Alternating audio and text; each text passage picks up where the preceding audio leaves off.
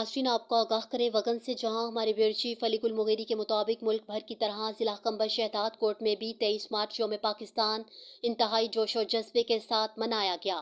सरकारी और निजी दफातर में परचम कुशाई की गई। यौम पाकिस्तान के सिलसिले के तहत अल पाकिस्तान मुगेरी इत्तेहाद की जानिब से रैली का इनेकाद किया गया, जबकि ये रैली अल पाकिस्तान नौजवान मुगेरी इत्तेहाद की चेयरमैन और social worker Mir Humayun Khan Mugeri की जानिब से मुगेरी हाउस से निकाली गई। रैली मुख्तलिफ रास्तों से होती हुई पाक फौज जिंदाबाद, पाकिस्तान पाइंदाबाद के नारों की गूंज में प्रेस क्लब तक इख्तिताम पजीर हुई। इस मौका पर मीर हमायूं खान मुगेरी, रईस अमीर बख्श अहमद नवाज मुगेरी, अली मोहम्मद मुगेरी और दीगर ने खिताब करते हुए कहा कि हम खुश नसीब कौम हैं।